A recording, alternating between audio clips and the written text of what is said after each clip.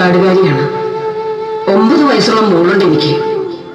നന്നായിട്ട് പഠിക്കും, നന്നായിട്ട് ചിത്രം വരയ്ക്കും. ഈയിടെ എന്റെ മോള് കളിക്കുമ്പോൾ വീണ് കൈയൊടിഞ്ഞു. സർക്കാർ ആശുപത്രിയിൽ പോയി പ്ലാസ്റ്റർ ഇട്ടു.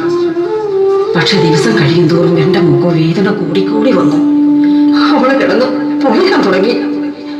വീണ്ടും ആശുപത്രിയിൽ പോയി. പ്ലാസ്റ്റർ അഴിച്ചപ്പോ എന്റെ കുട്ടിയുടെ കൈ ചീഞ്ഞു പോയതുപോലെ. അണുബാധയാണ് പോലും. എന്റെ പൊന്നുമോളുടെ കൈ മുറിക്കാതെ പറ്റില്ലെന്ന് വേറെ രീതിയില്ലല്ലോ. സമ്മതിച്ചു. എല്ലാം കഴിഞ്ഞ് എന്റെ മോക്ക് ബോധം വന്നപ്പോ അവൾ ആ കൈയിലേക്ക് നോക്കി എന്നോട് ചോദിച്ചു, എന്റെ കൈ എവിടെയമ്മേന്ന്? ഞാൻ ചിത്രം വരയ്ക്കുന്ന എന്റെ കൈ എവിടെയമ്മേന്ന്?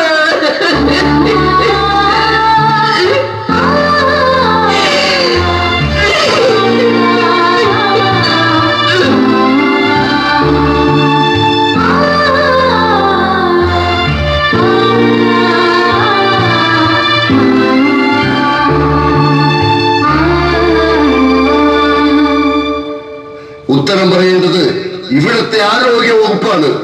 അളിഞ്ഞഴുകി കെട്ടുതാറിയ സിസ്റ്റം. അല്പം മുമ്പ് ശരിയായ ചികിത്സ കിട്ടാതെ ഇറങ്ങിപ്പോയ ആ ചെറുപ്പക്കാരൻ മരിച്ചു. ഈ നിറകെട്ട ആരോഗ്യ വകുപ്പിന്റെ അനാസ്ഥയിൽ മറ്റൊരു കുടുംബം കൂടി അനാഥമായിരിക്കുന്നു.